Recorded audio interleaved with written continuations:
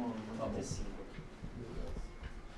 Ok, Bom, como vamos lá? Corre câmera. Sim. Câmera Gatinho. rodando, poder. som rodando. Baixa um pouquinho, tem reflexo, torta um pouquinho lá pra baixo. Isso. Sim. Ok.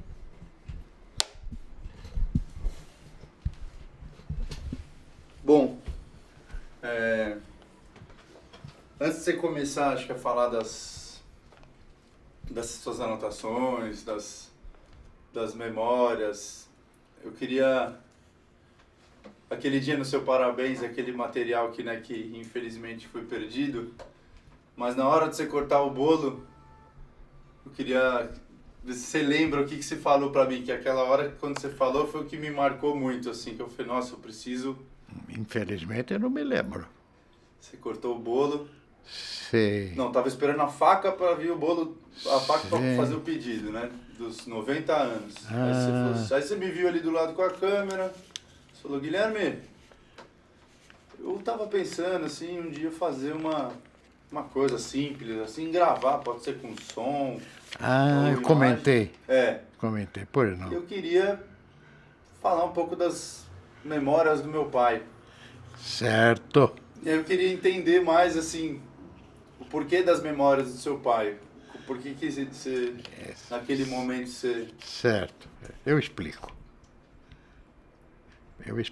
Pode falar. Posso começar a falar? Pode começar. Pois bem, meus amigos, hoje é 14 de setembro de 2011.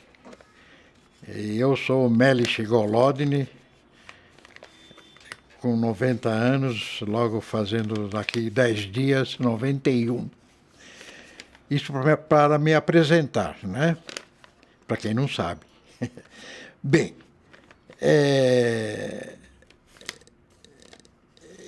a razão desse documento, dessa declaração, dessa história, né, é de que alguns anos atrás eu fiz um esquema familiar da parte da minha mãe. O meu avô, o Samuel Kaufmann, ele tinha 5 irmãos, dos quais 4 vieram para o Brasil, imigraram, criaram família e tudo mais, e eu fiz um esquema, pus no papel. Pus no papel e achei que ficou bom, porque ali tinha tudo que eu podia conseguir, data de nascimento, mulheres, esposas, filhos, netos, né? E ficou uma coisinha razoável. Depois eu fiquei pensando de que, da parte do meu pai, eu não tinha feito nada, né? Por quê? Porque da parte da minha mãe era uma família muito grande, né? Muito extensa. E do meu pai era pouca gente, era ele mesmo, né? Naquela época não tinha ninguém mais. E foi por isso que eu resolvi, falei com o Eduardo, né? De um dia fazer uma gravação simples, né?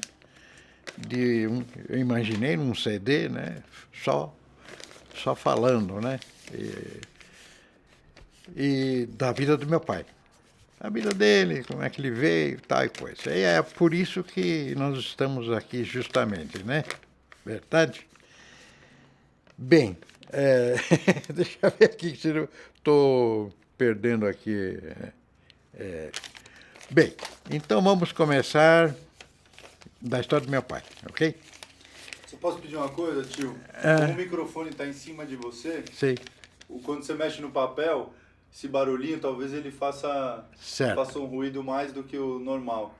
Então, se puder, Se deixar ali em cima. ou se quiser deixar aqui em cima, ou usar a deixar memória. na perna. Não, quando precisar. Não, pega. tem que usar a memória. Quando precisar, pega. Só deixa ele ali em cima. Mostra. Certo. Pode deixar aqui, ó. Se precisar, você pega ali. Sem problema nenhum. Se quiser olhar para lembrar, pode pegar. É que quando eu uso a memória faz mais barulho ainda que o papel. Bom, então, vamos lá. Meu pai chamava-se Abel Golodny. Ele nasceu na Rússia, numa província chamada Bessarábia, no sul da Rússia, que faz divisa com a Romênia, né?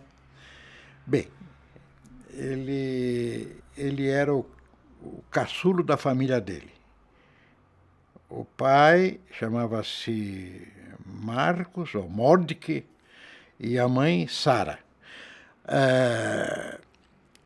A primeira a irmã mais velha era a tia Gitla, depois tinha o Isaac, depois vinha um tal de Jacó, e depois vinha um tal de Melech, de onde vem meu nome, e por fim o Aba ou Abe, não sei bem como é que era lá, né? Ele era o caçula. E me parece que, com o falecimento da mãe, o meu avô logo procurou uma outra mulher, como era costume naquela época, né? Não ficavam sem mulher, arranjavam logo alguma viúva, qualquer coisa assim, e casavam novamente, né? E ele parece-me que não se dava bem com essa madrasta. Foi uma das razões pelas quais ele tentou sair de lá e saiu de lá mesmo, imigrou para a América, para o Brasil. E essa viagem ele fez com mais 4 conhecidos. Foi uma comitiva, assim, juntaram, de certo, outros rapazes que queriam, né, sair daqui. Porque ali não havia futuro mesmo, era uma cidade, a cidade chamava-se Secoron. Essa cidade devia ter, na época, de 30 a 40 mil habitantes. Sem qualquer futuro para os jovens assim, né? A não ser comerciante, ser coisa. Né? Então, todo mundo tentava vir imigrar, seja para a América do Norte, para a América do Sul. A Argentina recebeu muito, né? Mas a irmã dele, a Gitla, ela casou com um cidadão lá chamado Moshe Shenkman. E essa família Shenkman tinha 11 irmãos e muitos deles já tinham imigrado para o Brasil. Então havia uma certa relação, né, pela qual ele viria para o Brasil, né, já que ia encontrar alguns parentes, né. Foi aí, então, que eu imagino que ele resolveu vir para o Brasil. O senhor lembra que data, mais ou menos?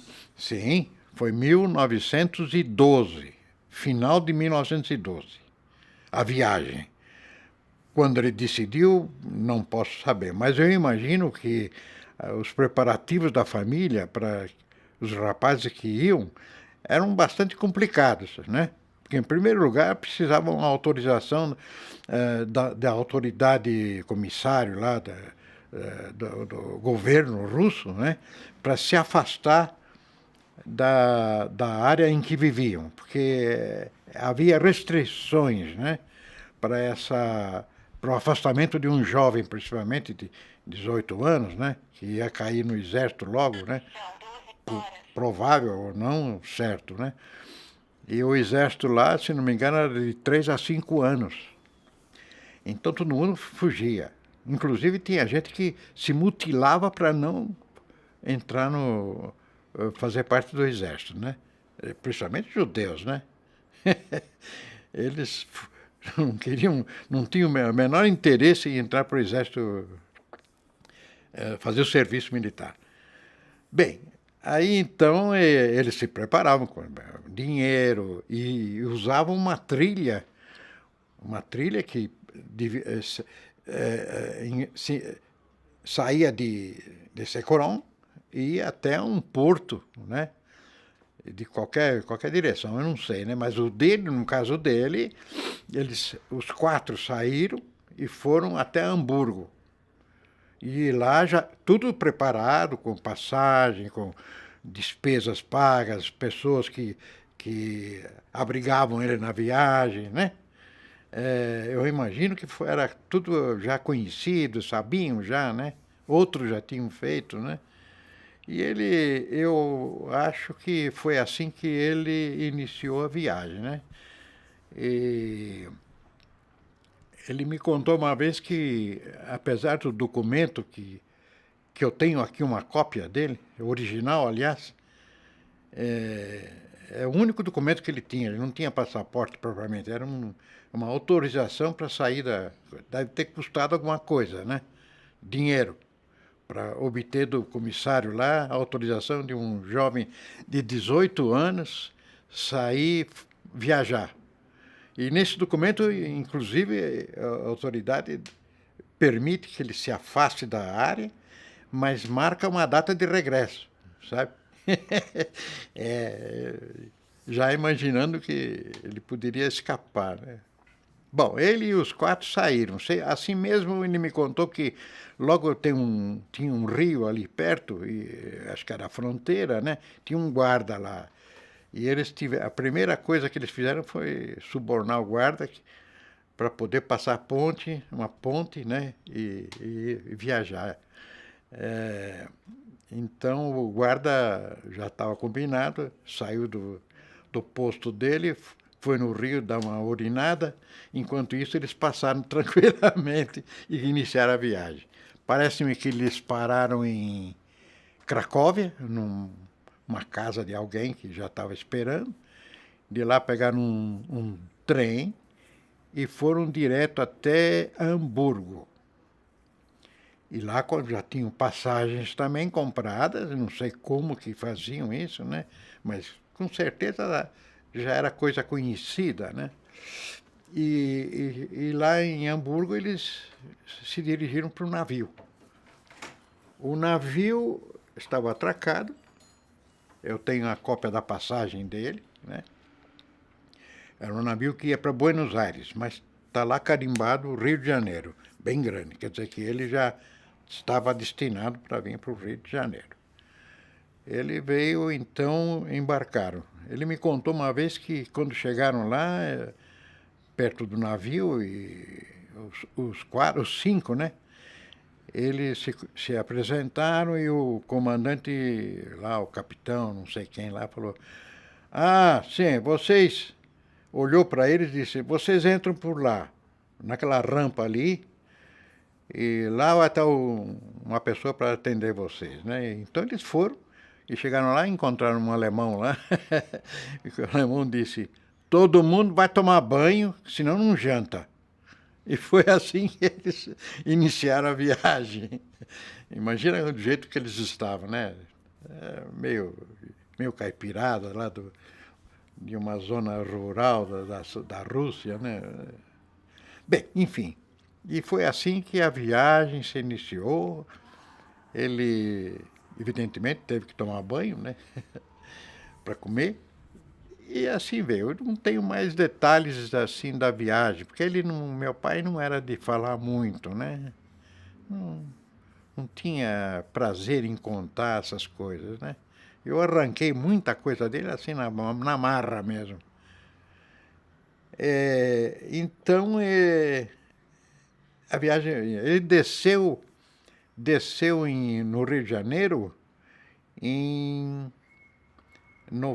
novembro ou dezembro de 1912. Dezembro de 1912. Então o 13 para ele era sempre um número de sorte, viu? Engraçado. Ele não tinha essa aversão pelo 13. Ele gostava, porque ele chegou no Brasil, né? Teve certo sucesso, né? Foi bem acolhido, com certeza, pelos parentes e tal e coisa. E essa parte da vida dele eu pouco conheço, mas posso imaginar que ele procurou o meu avô Samuel, que é o pai da minha mãe, né? Que era um negociante, provavelmente de tecidos ou qualquer coisa assim, né? E procurou um meio de ganhar a vida, né? E foi aí que ele teve um contato com com essa família Kaufmann e onde ele conheceu a minha mãe, que era uma das meninas da família Kaufmann. Esse meu avô Samuel, ele veio para o Brasil já com 4 filhas e com uma segunda mulher. A segunda mulher é que veio com ele, porque a outra já tinha falecido. E essa era uma viúva que já tinha um filho, então esse filho era chamado pela minha mãe sempre de irmão torto. Chamava o Valdemar de irmão torto. Era o único filho dessa viúva, né? Eles moravam no Rio de Janeiro. E meu pai desembarcou no Rio, então ficou por lá. Mas ele sempre foi, acho que viajava para o interior, bastante, né? E a minha mãe é 5 anos mais nova que ele. Ele desembarcou com 18, né? Então ela tinha 12, 13 anos, por aí. Mas ela casou com 17. Quer dizer, foi rápido o negócio. Então, porque 5 anos depois... Eles se casaram.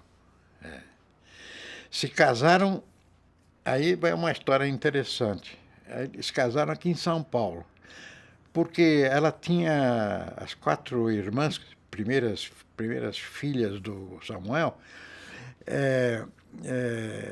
era a Ana, a Elisa, a Amália, que é a minha mãe, e a Berta. Eram 4 meninas, 4 moças.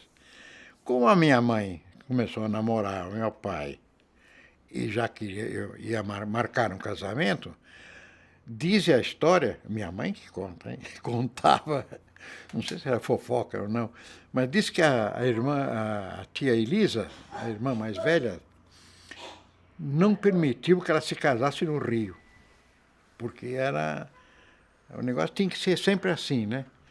A mais velha, depois a segunda, depois a terceira. Parece que se casasse mais cedo uma mais nova ia ter problemas né? Ficava depreciada, a outra já ficava, né? Me parece que era assim, né? É minha mãe que andou contando isso, né? E, de fato, então, minha mãe se casou aqui em São Paulo, na casa de um tio José, irmão do meu avô, Samuel, né? Que, por sinal, era o mais rico dos irmãos, né? Mas, então, eles casaram aqui em São Paulo, ela tinha 17 e ele, então, mais 5, 22. Casaram. Casaram-se e na noite mesmo do casamento, eu acho que eles embarcaram num trem para Bebedouro, onde foram morar, não é? Bebedouro é uma cidade lá bastante, quase na fronteira de Minas Gerais, eu acho que não sei, né? No limite lá. Desse casamento assim não tenho mais nada para contar, né? Porque não sei também, né? Mas só sei que foi um casamentão, né? Na casa do tio José, festança, tudo, veio gente, outros do Rio, né? O pai, o Samuel veio, né? Com certeza. Eu tenho uma certidão de casamento dos meus pais, que eu fui buscar recentemente no cartório aqui de Vila Mariana, né? E lá tem o nome das testemunhas e tem o Samuel e o José como testemunhas, né? E o nome dela. Minha mãe passou a se chamar então de Amália Kaufmann Golodny. E lá foram eles para Bebedouro. Eu acho que as núpcias foram no trem mesmo, foi no trem mesmo, né? Bom, lá em Bebedouro, ele tinha, parece que uma espécie de loja de móveis, coisas assim, né? E ele se deu bem lá, né? Porque é uma cidade pequena. E junto com a minha mãe, logo depois que ela casou, a minha tia Berta foi morar com ela. Porque jovem, numa cidade estranha, sem parentes, sem nada. Então foi a irmã lá para ajudar e coisa e tal, né? E depois ela engravidou também logo, e nasceu minha irmã mais velha, a Sara. E que eu mais sei de lá de Bebedouro é que essa tia Berta fez amizade com as melhores famílias de lá, né? A família do Jorge Americano, parece que era de lá, o juiz, uma família tradicional lá. E o meu pai foi convidado a participar da maçonaria. Ele mal e mal me contou isso, né? Eu encontrei no cofre uma vez, eu trabalhei com ele depois, né? Encontrei no cofre uns livrinhos assim de ensinamentos, de coisas de maçonaria, né? E ele me contou. Contou que, mas a minha mãe me contou que o batismo dos maçons era uma coisa terrível, né? Terrível, porque eles faziam provas de coragem, de fogo, água e mais alguma coisa que eu não sei bem o que é, de provas de coragem. O sujeito era obrigado a mostrar coragem, provocavam situações em que o candidato tinha que provar, senão não passava imagem. Era no interior, então, que são tradicionais, assim, né? Eram, né? E ele fez. Minha mãe disse que ele chegou branco em casa, em petição de miséria, acho que foi obrigado a beber, farrear, depois ter havido um banquete, né, um jantar especial. Eu sei que ele chegou em petição de miséria, sabe? Mas venceu o assunto e participou, né? Então, agora, essa parte de Bebedouro, eu não conheço mais. Nasceu lá, então, a minha irmã Sara, e a segunda, que foi a Fanny. Os dois nasceram lá. A Sara nasceu logo, né? Digamos que em 1918, por aí. A Fanny, ou 17 mesmo, não sei. E a Fanny nasceu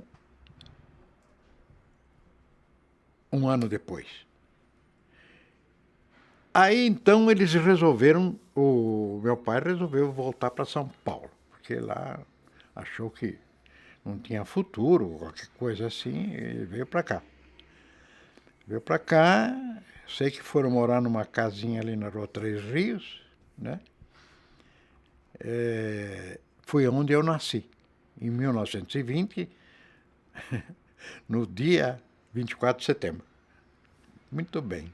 Que bairro era? É Bom Retiro. Bom Retiro, porque ali a colônia era muito grande, né? E era quase todo mundo lá, eram descendentes de judeus, né? Imigrantes, ou já de primeira geração, né? E já não sei o que ele fazia, qual era a atividade dele. Não sei, mas sempre na parte como comerciante, né?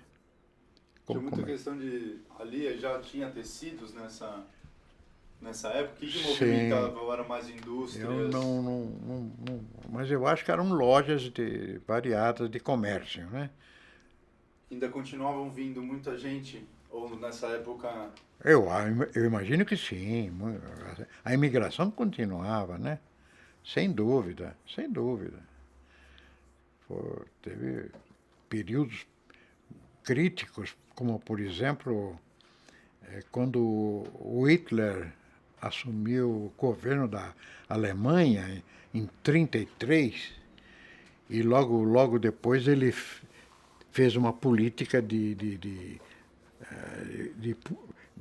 promoção da raça ariana, e começou a perseguir os outros, né? Os outros de outras raças, judeus, ciganos, eslavos, latinos, todo mundo entrava naquela perseguição, né? Então é isso aí. Agora, ele ficou lá alguns anos, nós ficamos lá na Rua Três Rios, acho que pouco tempo, né? Eu nasci ali e logo ele mudou para Santana. Uma casa lá em Santana, na Avenida Cruzeiro do Sul. Passei outro dia por lá, não tem nada daquilo que eu sei que existia, né?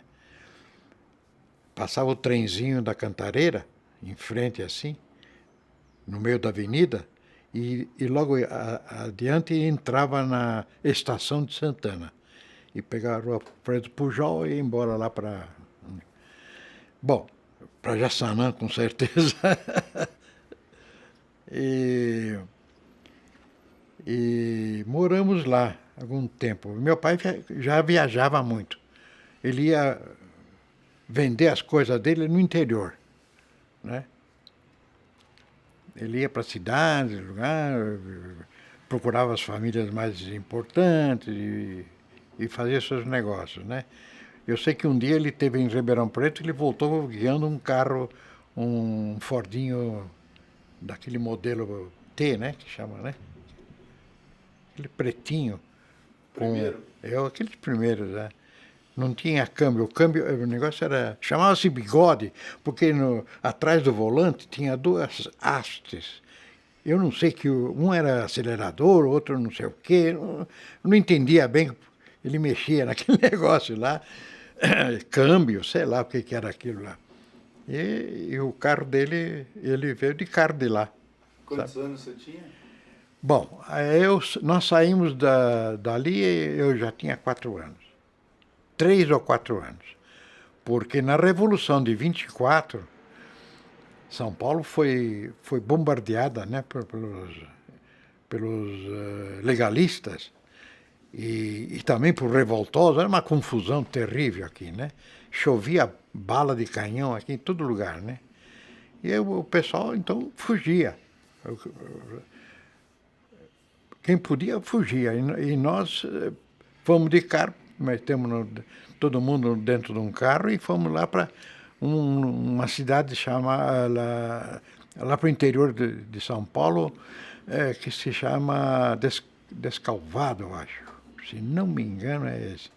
Porque lá moravam uns conhecidos, meio parentes, né? O Carlos Gás, não sei que era um... E foi lá que tinha um menino pequeno, cheio de problema na vista, sabe? E cheio de pus, não sei o que, coisa lá. E eu peguei uma conjuntivite feroz nessa ocasião. Ficaram lá alguns dias, uma semana, eu peguei esse negócio, viemos para São Paulo, tive que me levar num oculista, né? E pingava aquele negócio todo dia. Eu fiquei com a vista fechada, acho que alguns dias, não via nada. E eu me lembro que o dia que eu abri o olho, aí eu comecei a gritar, né? E foi uma festa lá, o pessoal, já está olhando, já está vendo, tal coisa. Foi gozado. É engraçado que eu me lembro disso. Puxa vida, né? E me lembro também de ter ficado, o carro ficava na rua, eu às vezes ia lá fingir que guiava o carro, sabe? E aí, logo depois desse incidente, aí nós mudamos para uma outra casa lá perto, aonde ficamos até 1930 ou 31. Ficamos lá. Em Descalvado isso, tudo isso lá em Descalvado. Não. Descalvado voltamos logo, depois de uma semana, acabou a Revolução, voltaram. Todo mundo volta. Todo mundo voltava. Ficamos lá uns dias, lá, não sei. E meu pai sempre viajando, trabalhando que nem louco, sempre, sabe, preocupado. E minha mãe aguentava a parada, né? Ela foi mesmo forte. Bom,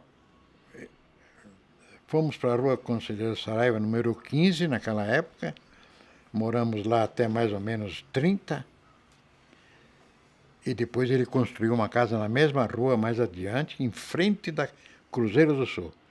A Cruzeiro do Sul terminava na Conselheiro e na calçada oposta ele construiu uma casa ao mesmo tempo que o marido da tia Elisa, os dois construíram lá. Mas eu estava falando da casa do número 15. Era uma casa que tinha um portão, uma garagem, daquelas de porta ondulada, depois uma escada, subia 2 lances, e lá em cima começava a casa, sabe? Uma casa boa, com 3 dormitórios e tal, coisa antiga, né? E foi lá que meu pai ficou doente uma vez, ficou com pleurisia. Chamaram o doutor Oscar Monteiro de Barros, ele veio, fez umas ventosas. O velho estava ruim. Pleurisia, né? Não é brincadeira, né? Então, mas curou. Aí então ele, em 30, ele trabalhava com roupa de cama e mesa. Quer dizer, roupa de cama e mesa são toalhas, essas coisas, lençóis, tal, de linho importado. Não tinha, linho aqui não tinha, né? Nem sei se tinha de algodão também. Mas devia ter, né? E ele era sócio de um outro patrício aí chamado Maurício Lerner. E os dois resolveram, então, que deviam ir até a Bélgica, porque vinha de lá uma mercadoria, sabe? Mercadoria, vinham caixotes enormes, né? Eles montavam um lote que consistia de lençóis, fronhas, né? Toalha de mesa, guardanapos, tudo de um linho maravilhoso, né? E faziam um pacote, chamavam de lote. E ele saía para vender os lotes, sabe? Bem, então ele foi. Dos dois, ele era o mais corajoso, foi. Fez uma viagem lá para a França, passou por Paris, né? Foi para a Bélgica, fez um contrato lá de fornecimento, né? E voltou. Foi de navio, voltou de navio. Minha mãe ficou aí aguentando a parada, né? Sozinha, né? E nesse meio tempo nós já frequentávamos a escola. A escola era o Mackenzie, a escola americana do Mackenzie, escola primária, né? E a gente já ia, os 3 iam para lá, para a escola americana, aqui, onde? Higienópolis, aí perto, né? E a gente ia de bonde, normalmente os 3 sozinhos, sabe? Beleza, naquele tempo era uma beleza, né? Segurança. A gente pegava o bonde de Santana, descia na Luz, pegava o Santa Cecília e o Santa Cecília deixava a gente lá. A volta era a mesma coisa. Nós entrávamos às 9h30, mais ou menos, e saíamos às 3 da tarde. E tínhamos que levar lanche. Então a minha mãe tinha que fazer o lanche de cada um.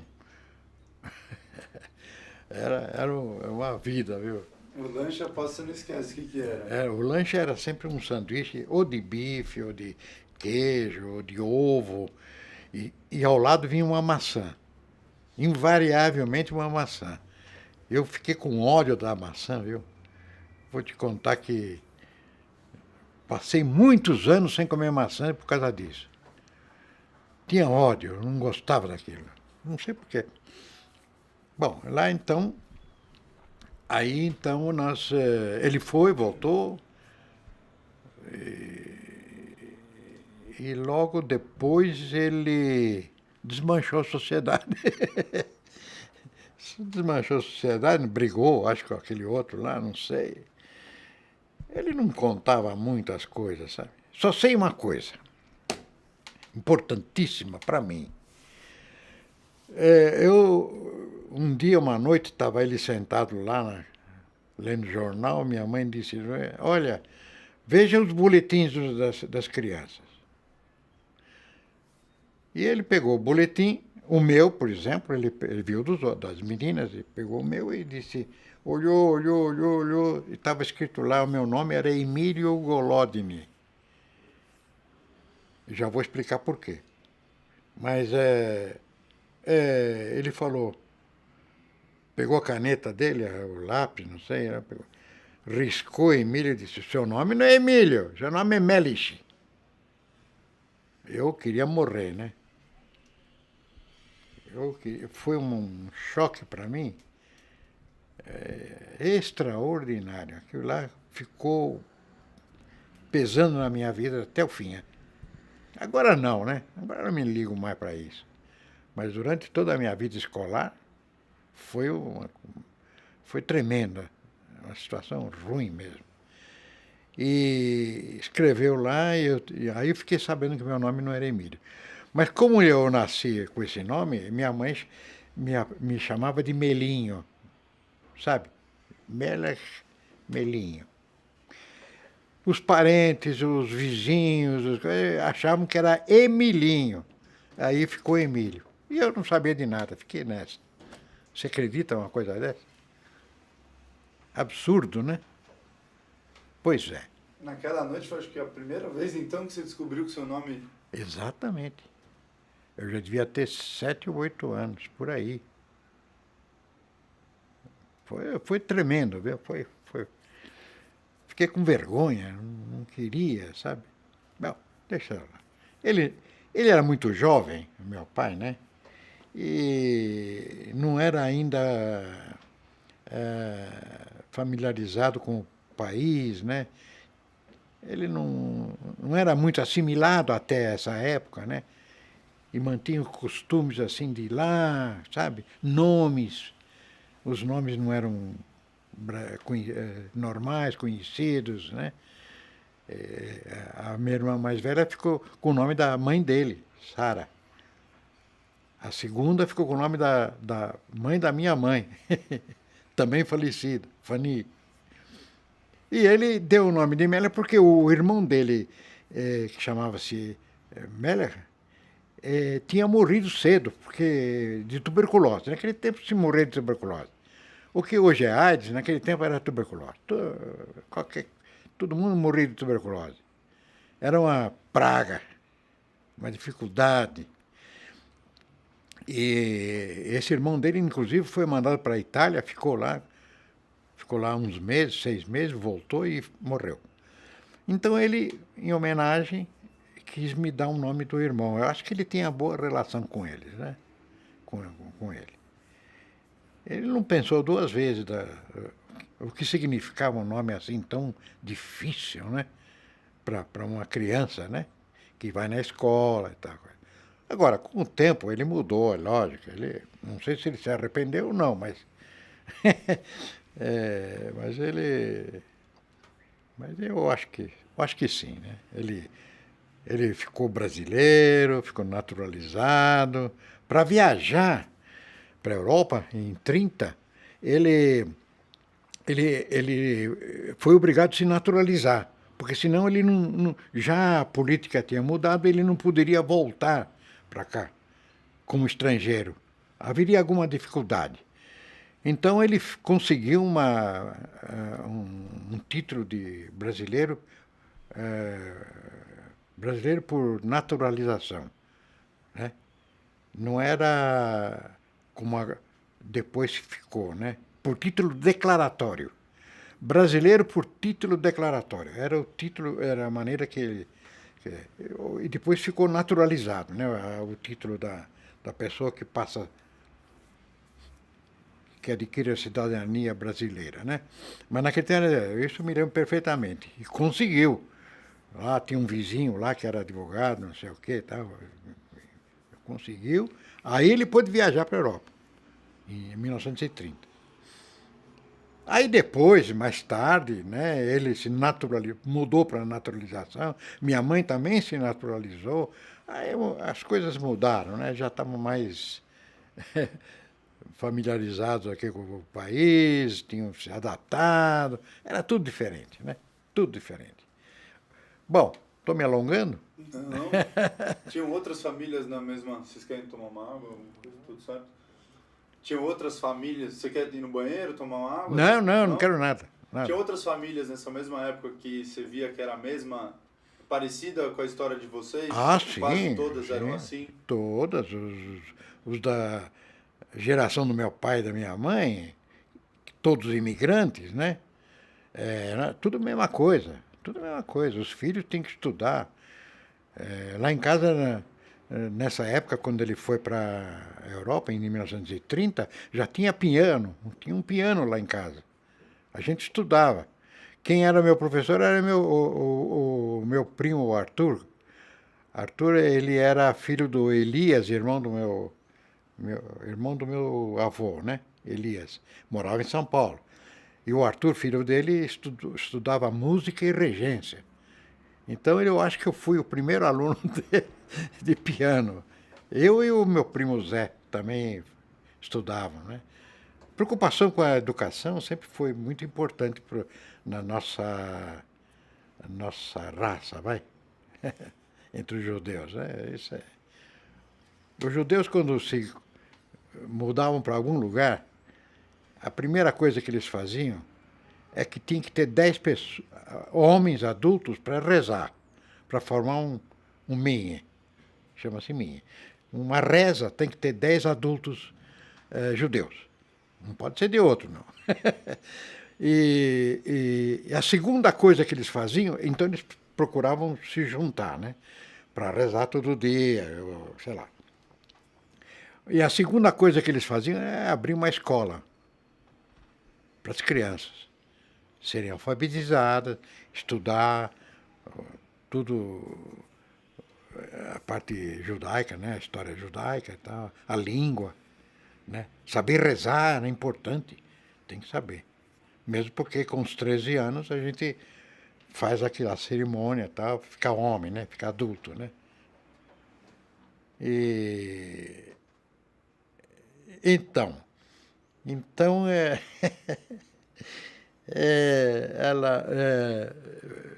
já tínhamos um piano em casa, né?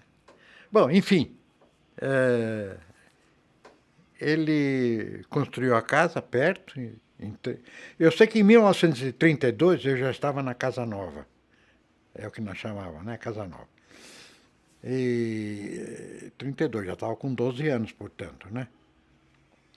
Me lembro bem, Revolução Constitucionalista aqui de São Paulo foi uma coisa estrondosa, né? O povo todo unido e lutando, dando ouro, dava uma aliança, dava um ouro para São Paulo. Eu recebi uma aliança de latão, né, de metal. Tinha muita gente que fazia isso, né? O povo todo aqui de São Paulo unido, né? Mal sabiam eles que aquilo era uma política, puramente político, né? Enfim, mas era uma condição assim de patriotismo mesmo, né? Tanto assim que muita gente aqui de São Paulo queria a separação de São Paulo do resto do Brasil, sabe? Mas as forças federais eram superiores, né? E ganharam logo. Assim mesmo levou 3 meses. E nesses 3 meses meu pai estava no Rio de Janeiro. Você acredita?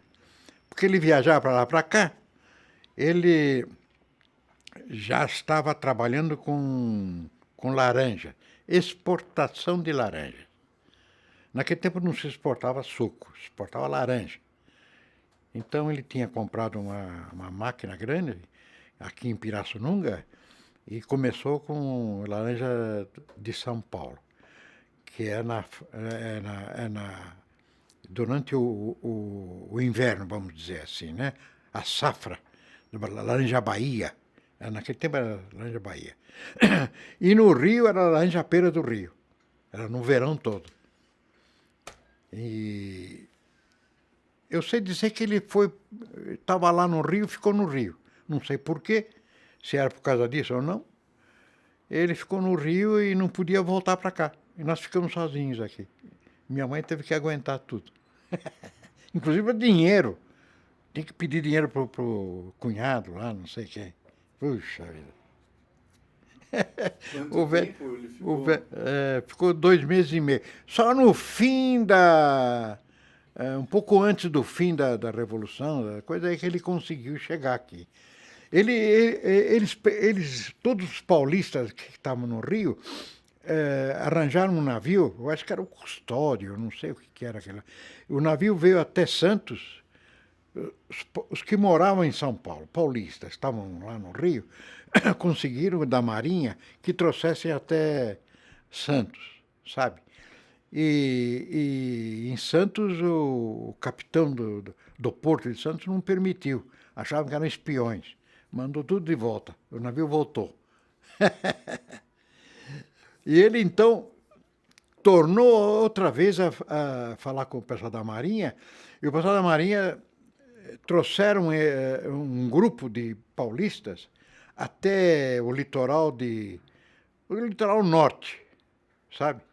O litoral norte do estado de São Paulo, acho que é São Sebastião, por aí, né? E eles então puseram os caras num escalé, num barco, e mandaram para a terra. Só um minuto, vamos trocar o cartão. Se você quiser começar a falar de... Minha mãe também não falava, meu pai também não falava. Deixa eu bater Que aqui, ó. coisa. Mais pertinho dele. Bem mais. Aí. Lucas, ok, rodando.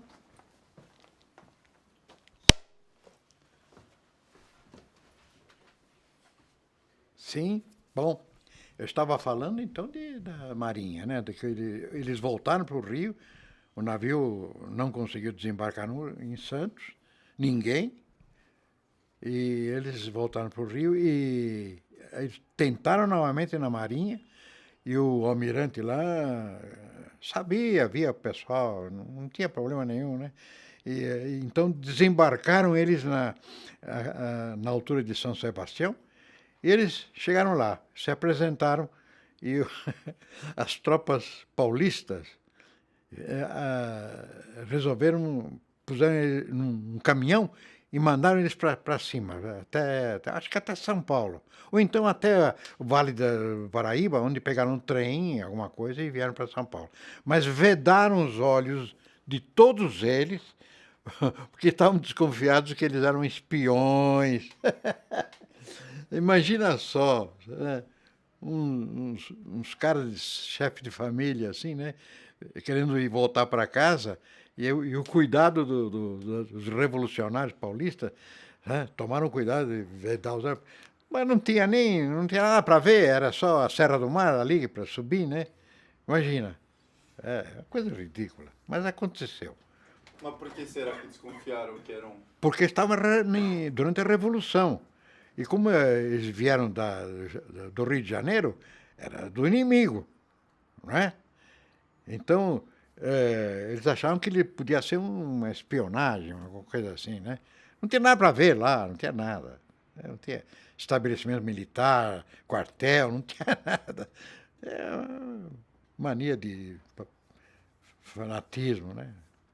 Bom, então eles chegaram, então, um pouquinho antes do fim, desse jeito. Aí, então, a coisa ficou melhor, né?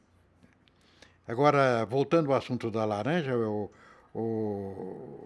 ele continuou sendo exportador de laranja, né? Eu conheci bem esse packing house que ele tinha lá em Pirassununga. Eu ia muito lá, né? Eu já tinha 14, 15 anos, acho, nas férias. Eu sempre ia com ele lá, gostava de ir lá.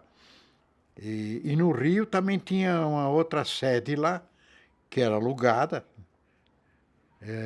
para a safra do Rio. Eles embarcavam tudo no Porto Rio. E aqui a safra de São Paulo embarcava tudo em em Santos, né? Às vezes a fruta não aguentava o tempo, vinha em caixas ventiladas, né? Mas a fruta não resistia e na hora do embarque o serviço sanitário lá não deixava passar, né? Já estava cheirando mal, tal. Então precisava trazer um grupo de empregados dele de Pirassununga, né? Com o empregado, o chefe deles, que era o Américo Escaleira. O Américo era empregado dele antigo, ficou até mas bem tarde.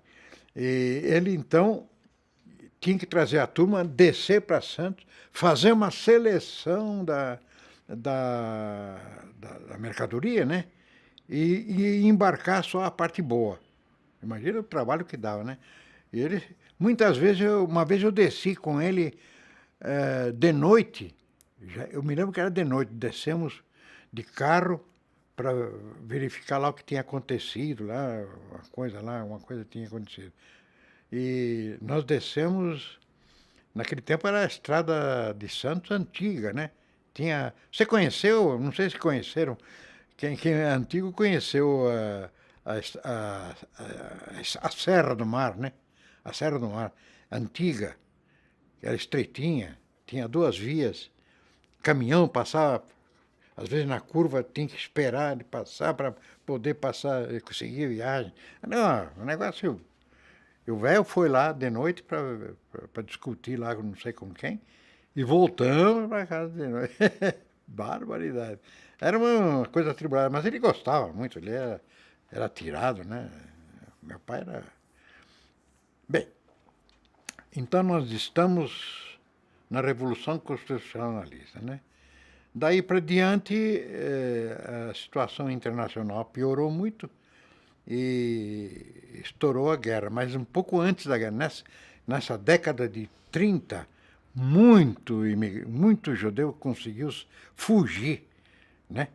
Não só da Alemanha, mas de toda a Europa, para a América ou para outro lugar qualquer, né? Fugindo, porque o Hitler já era um carrasco da raça judaica, né? E foi assim que a irmã dele, do meu pai, mais velha, a Gittl, aquela que casou com um tal de Schenkman, era o último Schenkman que estava lá. Os outros irmãos todos já tinham saído de lá. E ele, então, embarcou e veio para cá. Veio para o Brasil, chegou em, acho que em 38, 39, por aí. Foi o último irmão, a irmã mais velha. Nós fomos todos, a família fomos em Santos recebê-los. Era sempre de navio, né? Bom, com o estouro da guerra, as exportações de laranja eram todas para a Inglaterra. A Inglaterra que era o freguês lá, da laranja brasileira, principalmente, né? Os concorrentes eram a Espanha e a Palestina. Na Palestina tinha muita laranja. E na Espanha também. E no Brasil, eu acho que conforme a época do ano, quando tinha lá, tinha aqui, então foi um bom negócio, né? A gente aqui entraram bem, tinha um bom desenvolvimento de exportação de laranja. Só depois da guerra, quando acabou, que começaram a fazer suco de laranja. Mas ele já estava fora do negócio. Começou a trabalhar com importação e como não podia exportar e não podia importar, aí já estava trabalhando com ele. Nós importávamos da Argentina, né? Artefatos de couro, peles, né? Peles para casaco de senhoras, né? E estavam estabelecidos na rua Conselheiro Crispiniano, número 20, quarto andar, 409. E ali ficamos. Pegado de nós tinham 2 médicos irmãos, os irmãos Gebara, que até o fim da vida deles, eles foram nossos médicos. Por muitos e muitos anos. Depois do falecimento do meu pai, tá? Um deles tratou da minha mãe, que faleceu bem depois, né? O meu pai faleceu depois de muitos anos, né? Em 60, mais ou menos. Ele teve um primeiro infarto pequeno, e depois teve um outro também, e por fim ele faleceu num terceiro infarto, né? Ele já faleceu em 68. 1968. 6 de agosto de 1968. Faleceu, com 74 anos.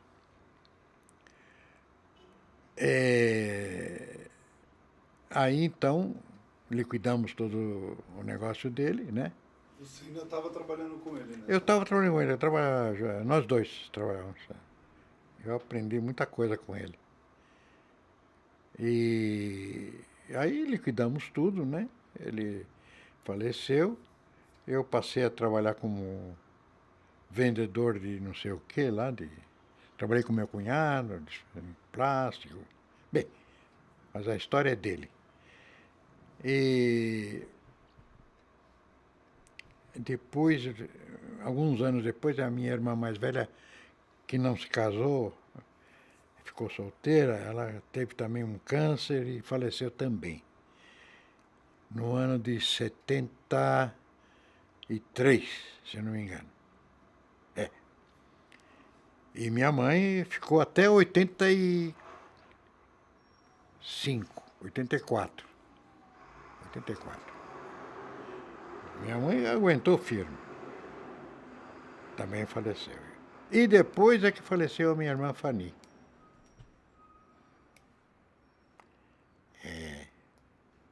Todo mundo foi embora. Todo mundo foi embora. Deixa eu me lembrar o que eu tenho para falar agora.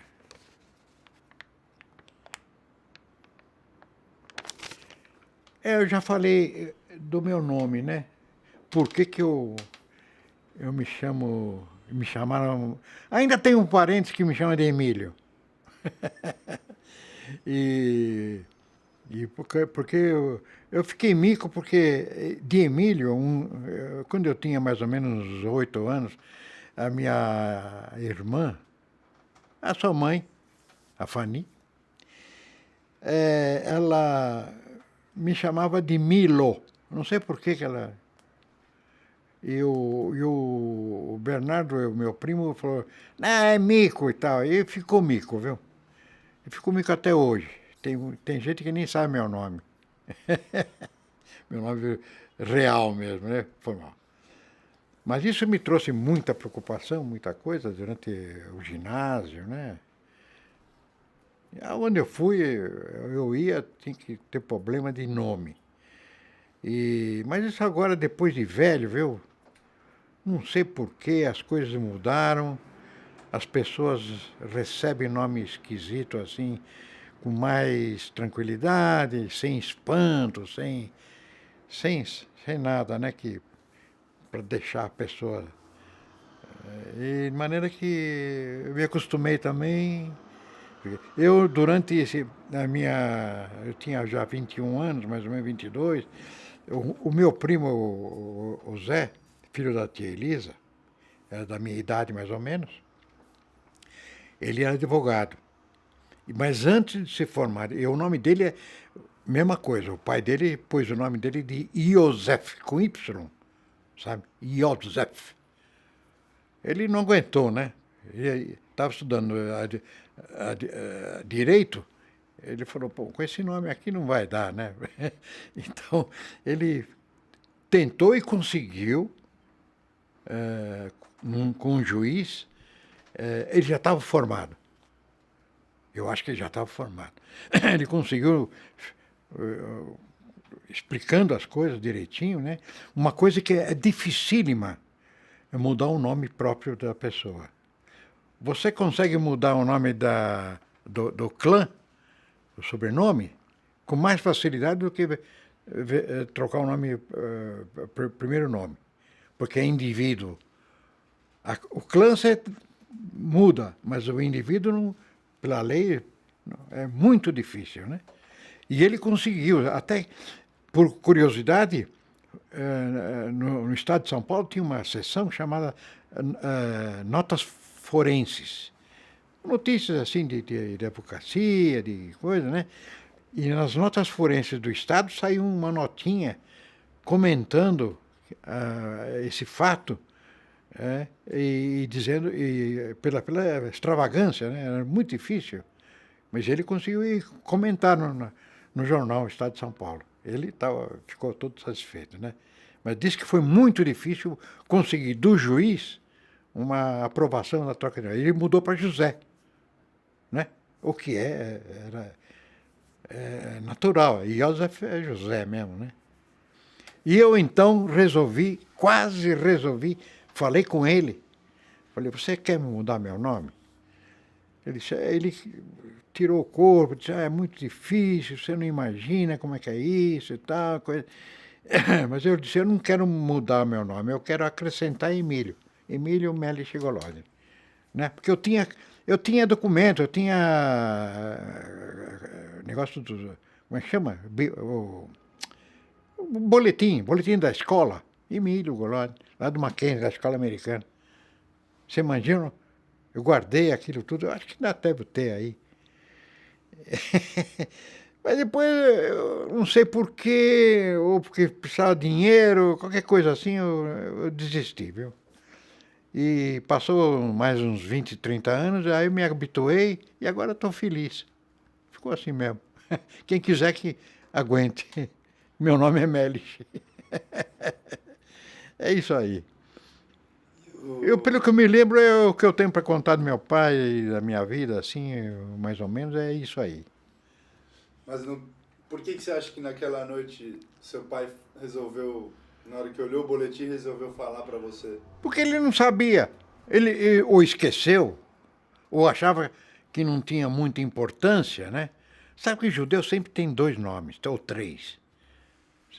Todo judeu imigrante tinha o nome de lá, o nome daqui, o nome do registro, sabe?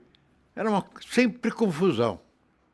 Todo judeu imigrante sempre tinha confusão com o nome. Era raro não ter confusão. E geralmente, depois com o tempo, as pessoas aqui davam o nome, registravam o nome dos filhos, mas tinha um nome judaico, sabe? Sempre tinha, porque na hora do nascimento, né, da criança, do menino, por exemplo, né, tinha que fazer a circuncisão, então o rabino que vinha lá perguntava o nome. Então a gente nunca dizia o nome do registro.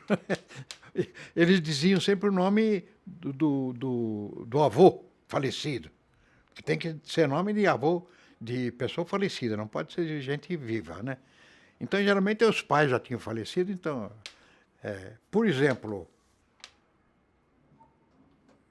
foi você que ficou com o nome de Mordecai? Isso. Por quê? Porque era o pai do meu pai, falecido. Quando me perguntaram qual é o nome dele, em Yiddish, né? É o nome eu me lembrei do nome do meu avô. Eu pus o nome dele. E o Daniel parece que... Daniel é Aba. Aba, o nome do meu pai, já falecido também, né? O filho dele, Daniel, quando nasceu, na hora da circuncisão, tinha que escolher o nome, escolheu Aba. Aba, ou Abi, mas é Abel, né? A tradução é Abel. E meu pai ficou Abel. O documento dele, aquele lá, está em nome de Aba, né, Eduardo? Aba. Cada documento tinha uma pequena variação. O sobrenome lá, naquele lá, não é Golodine, é Golodini com Y. Ele chegou aqui e ficou Golodine com E. Sabe? Era assim tudo, não tinha muito controle, né? Eu sempre dizia o que queria e ficava, tá acabado. E estou pronto para qualquer pergunta. Suas irmãs, a Fanny e a Sara, não se queixavam do nome delas? Não. Ou tinham medo, ou não tinham qualquer. São nomes claros, né? O nome Sara, quem que não conhece? Só que o nome da minha irmã Sara tinha um H no fim. Mas fora isso não tinha. Todo mundo sabe que existe Sara na Bíblia, né? Fani é um pouquinho mais difícil, mas também é um nome comum, apesar de tudo, né? Não é muito comum no Brasil, nos países latinos, mas todo mundo sabe, conhece. E o Fani da minha irmã era com 2 N's e um Y, né? Mas o meu não. O meu era uma coisa esquisita, né? Melis. Quando meu pai me registrou no cartório, ele, certo, deve ter ficado uma meia hora explicando pro cara como é que se escrevia, né? o cartório, o escrivão lá. No fim, o escrivão escreveu Meliche. Era o mais próximo do que o velho falava para ele, com certeza, né? E ficou assim. Ele não se incomodou muito, ele achava, acho que eu não ia usar muito aquele nome, ia usar o que eu quisesse, como era na terra dele lá, sei lá. Mas, no fim, eu superei. Agora superei. E hoje em dia, viu, aqui no Brasil mesmo, estão acostumados com nome, gostam de nomes estranhos. Às vezes eu vou num lugar assim e tem uma moça que está me servindo, na farmácia, por exemplo, tem que dar um nome lá por causa do remédio, não sei o que, né? É comum uma menina de 18 ou 20 anos falar, que nome bonito, achar bonito meu nome, sabe? Eu dou risada, porque se ela soubesse, não é? Mas é difícil mesmo, é um nome difícil. Não é a mesma coisa que nome estrangeiro, é um nome difícil. É isso aí. Cada vez que eu subi aqui, o porteiro falou seu nome uma vez diferente. Cada um Meliche, né? Ele fala Meliche porque ele lê. Ele lê. Eu também não ligo, né? Para uns eu falo Meliche, para outros eu falo Meliche. Não quero conversa, não quero atrapalhar. Qualquer coisa serve. Ai. Eu vou na casa do Melich. Senhor Meliche. Conforme o caso é Meliche, conforme o caso é Meliche. Os empregados são Meliche, os amigos, assim, são Meliche. Lá no clube, por exemplo, eu sou Meliche. Conversa, não tem conversa. Agora, se tiver um empregado lá na portaria, ele vai ler e fala de maneira latina, né? Meliche. É isso aí. Eu esgotei meus assuntos, mas estou pronto para qualquer pergunta. Eu queria que você falasse alguma coisa sobre, não sei se um pouco mais para trás, ainda com relação ao Tietê, como é que você ia, como é que ia a tia Fanny, ia a tia Sara, como é que vocês 3 iam lá, que era um lazer, né? E também Não, sobre a parte você falou do piano, da educação musical. Bom, da parte esportiva, eu sempre fui um cara que muito ágil, muita impulsão, né? Ninguém ganhava de mim nada quando era menino mesmo, né? E minha mãe tem um primo, o Máximo Fishman, que tinha frequentado a pista do Tietê. Ele, fora do comum até, era filho da dona Simélia Kaufmann. Ele era o Máximo... Não, era Máximo Fishman. Era um primo da minha mãe, lá da família da minha mãe. Ele era brasileiro já, né, diferente, né, alto. E ele entrou no Tietê e frequentou lá. Às vezes ele falava comigo, ele sugeria para entrar lá como sócio, né, tal. Eu nunca era muito pequeno, né. Mas eu tinha um amigo que morava em frente, lá já na última casa que meu pai construiu, que nós morávamos. Em frente tinha um menino chamado Walter Amaral Bittencourt, que ia entrar no Clube Tietê. Então ele falou comigo, porque a gente estava sempre junto. Ele falou: você não quer entrar também? Eu topei e preenchi o formulário da proposta, e o pai dele assinou como indicando, né, uma espécie de responsabilidade, né? E ele me chamou lá na hora que ele assinou.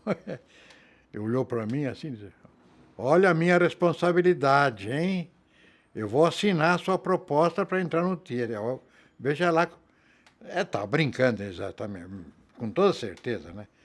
Mas eu levei a sério, né? Eu tinha o quê? Tinha 13 anos. Tinha 13 anos. Eu entrei lá no Tietê em 34. E assim eu comecei a frequentar lá. Só para lazer, brincar, nadar um pouco, né? Na piscina e tal. Aliás, quando eu entrei, fui a primeira vez lá no Tietê, a piscina estava sendo construída e o pessoal nadava num coxo.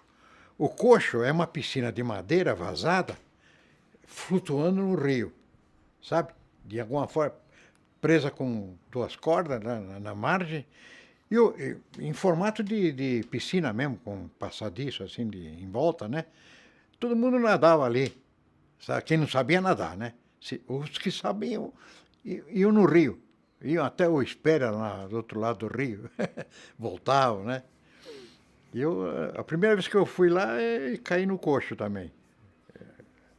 E aos poucos, assim, eu fui me enturmando lá e chegou uma hora, como eu gostava muito de corrida, de salto, e fazia competição lá perto de casa e ganhava tudo, né?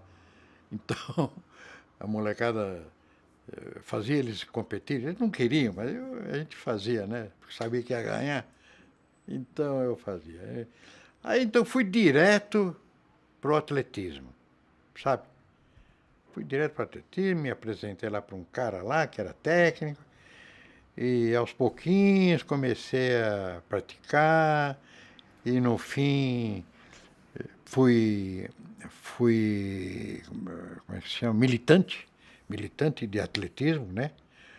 E defendi o Tietê, as competições,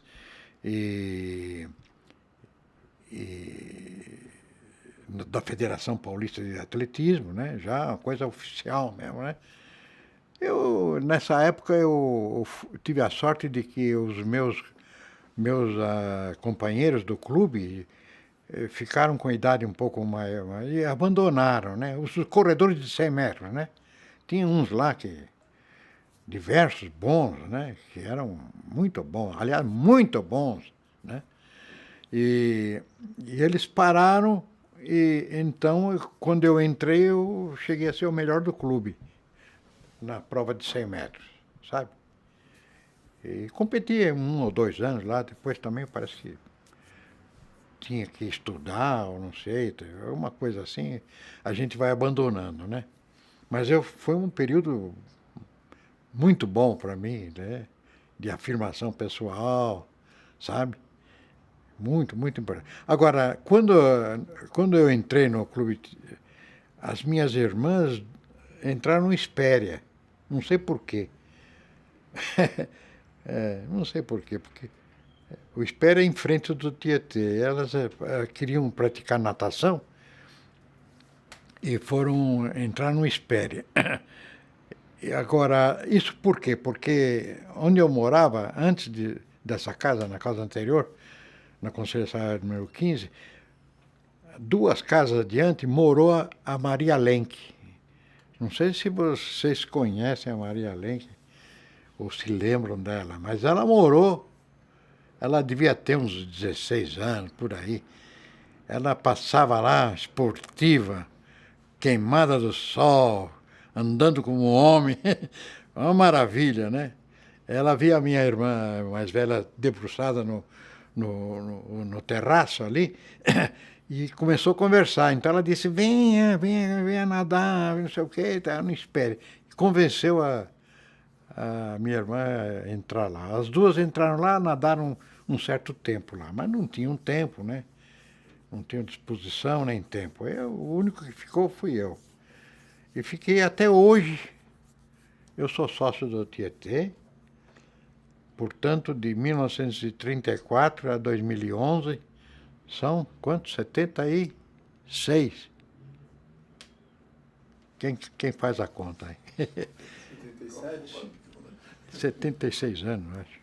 77. E 77, eu acho. De 34 a... E hoje, hoje no clube não tem mais seção de um departamento de atletismo, né?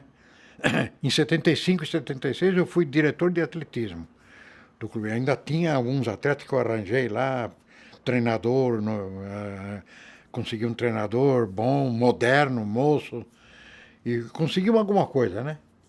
Mas depois foi uma decadência completa. Hoje, lá na pista, o único que era do meu tempo sou eu. Mais ninguém. Não tem. Não tem mais nenhum atleta do meu tempo frequentando o clube ou nem praticando, né? Muito menos, né? Em compensação, tem pegado do clube, tem uma sede da Guarda Civil Metropolitana, sabe? É pegado ali, tem uma casa ali, uma espécie de quartelzinho, e tem uma turma de uns 15 ou 20 lá que vem treinar terça e quinta, sabe? São militares e arranjaram uma licença especial do clube para permitir eles usarem a pista, né? Então, eu me divirto com eles lá, eles são todos meus amigos, né? Eu vou terça e quinta só por causa deles, né? Para brincar um pouco com eles. Não com eles, né? Bater papo, né? E o clube está meio decadente, mas está se aguentando. Vamos ver. Se a prefeitura não quiser tomar aquilo lá, eles queriam, né? Quase que tomaram. Mas a gritaria foi tão grande que... Pelo Tietê passou muita gente importante, né? Que depois se tornaram políticos, senadores, deputados, muita gente passou por lá. Porque naquele tempo era assim, o clube permitia a entrada para sócio pagando joia. Eu entrei numa campanha sem joia. É uma promoção que eles fizeram. Aproveitamos para entrar. Porque senão tinha que pagar joia e pagar depois as mensalidades, né? É como um título hoje, mais ou menos.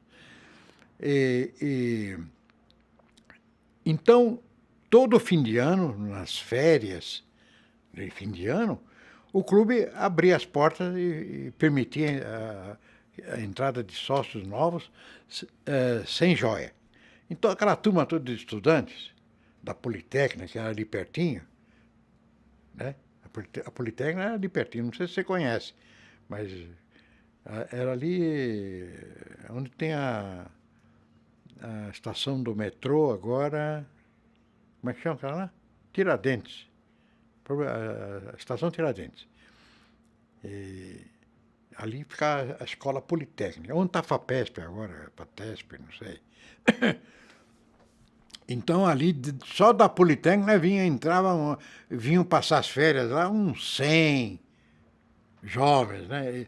E sempre ficavam sócios e praticantes uns 10%, 5%.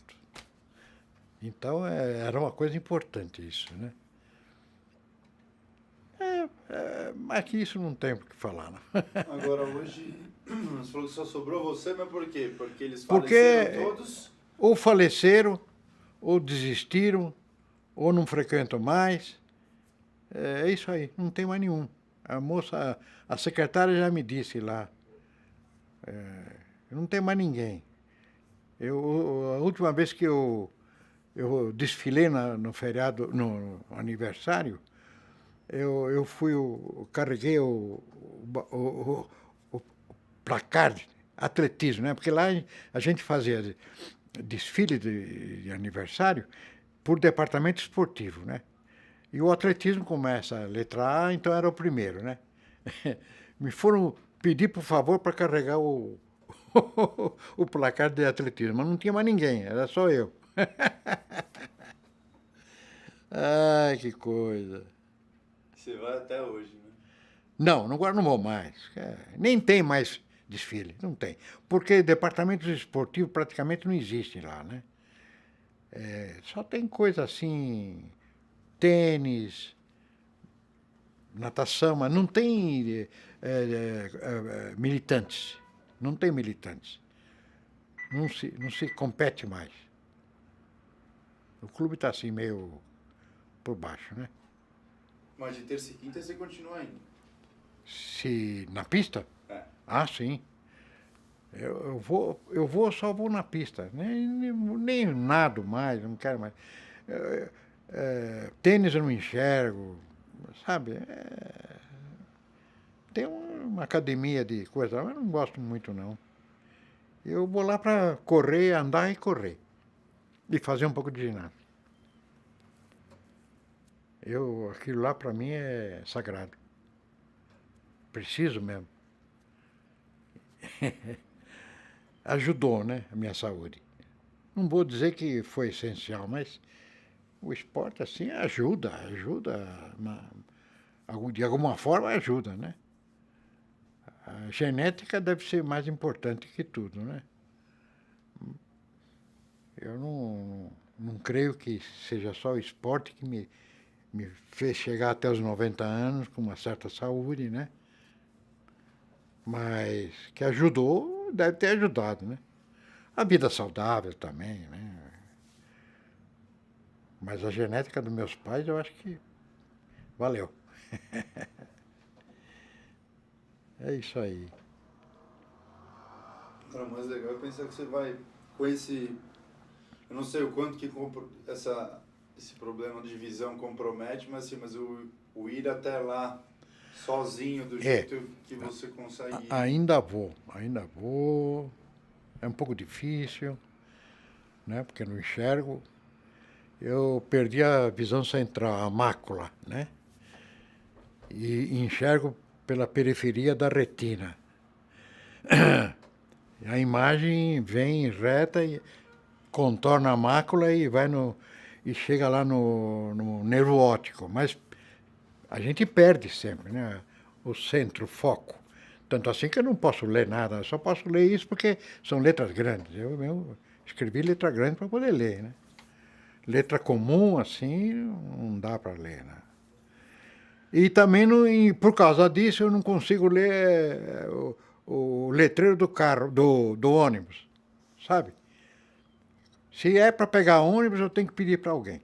É a coisa mais chata do mundo. Às vezes eu faço um trajeto comprido só para não perguntar nada para ninguém. Pego o ônibus aqui, que é na porta, vou até o metrô, dou a volta, vou até a Praça Marechal e subo a Angélica para ir no meu dentista. Só para não perguntar aí na rua Teodoro Sampaio se o ônibus é tal, se é o Armênia, se é não sei o quê. Puxa vida, é horrível. Mas quando precisa eu faço. E ninguém me recusa nunca, né? Sabe, o negócio de visão é uma coisa muito dramática, respeitada e sofrida, né? De maneira que, quando a gente fala, eu tenho pouca visão, tem gente que perde o ônibus para me ajudar. Fica esperando, sabe? Eu pegar o meu para pegar o dele depois. Tem Jovens, né? Geralmente jovens fazem isso. Já fiz duas ou três vezes, já aconteceu isso. Impressionante. Eu fico surpreso com isso. Eu pego o metrô, não consigo andar no metrô de pé. Não consigo. Sempre tem uma pessoa que me dá lugar. Mesmo não querendo, eu não preciso, né? Eu posso ficar de pé. A gente anda lá no clube 4,5 km, faço ginástica, faço tudo, né? 1h30 de exercício e volto outra vez de condução.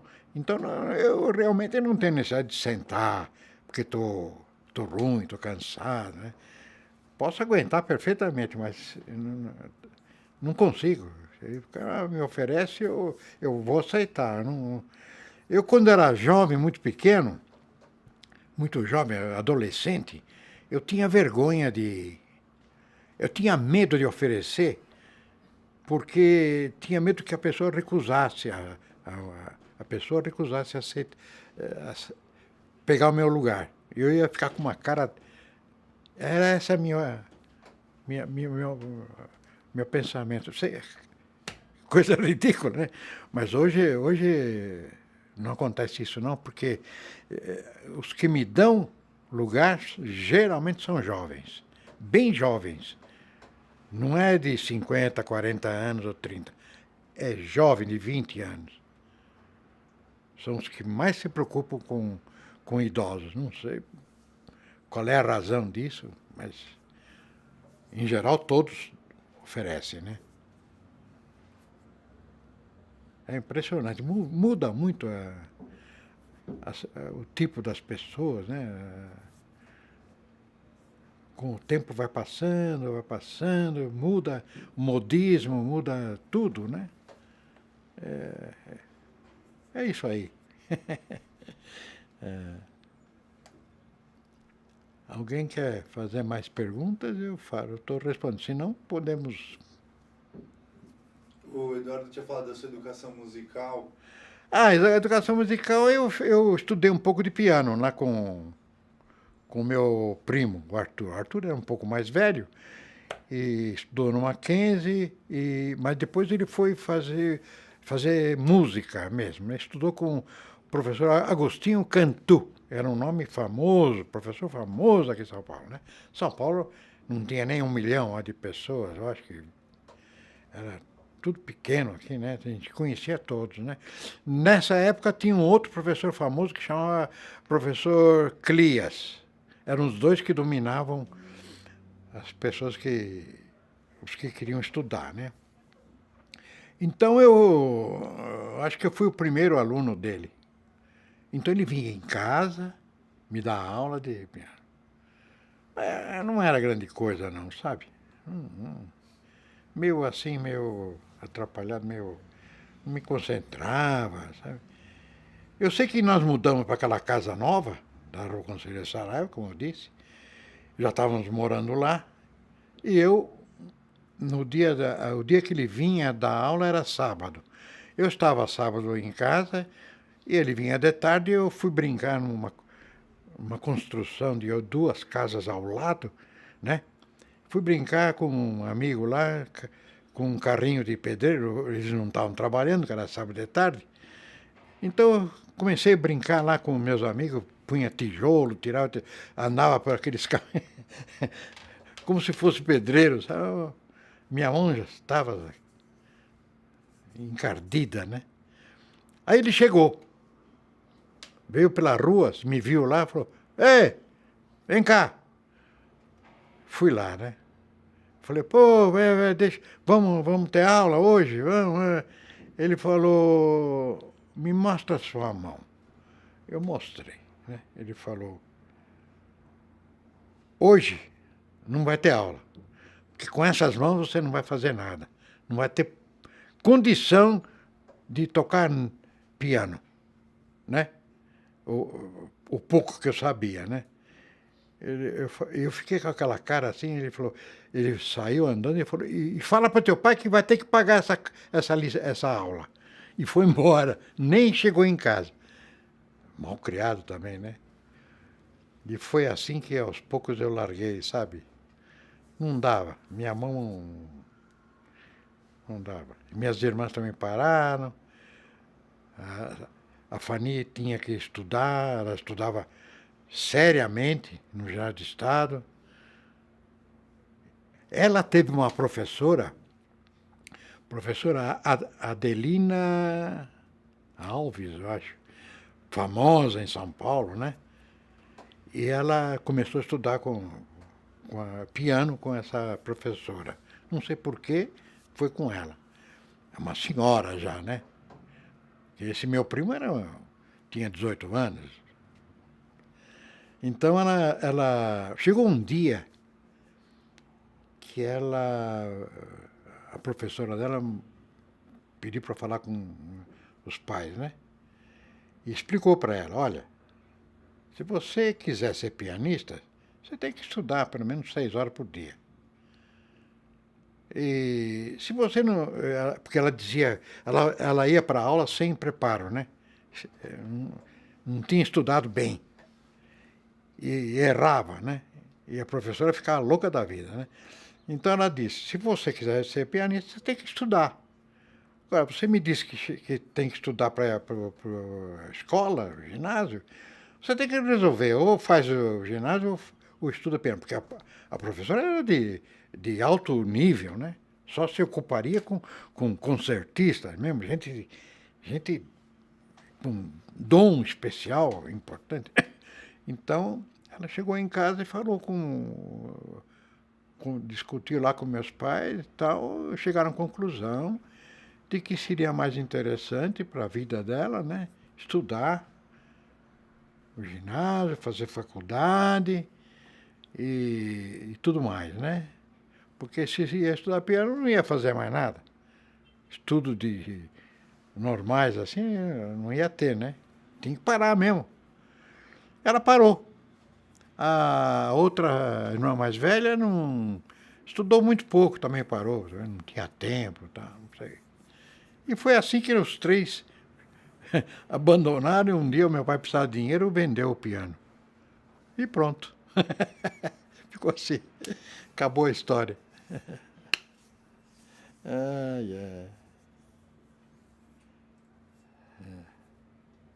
Mais alguma coisa, doutor?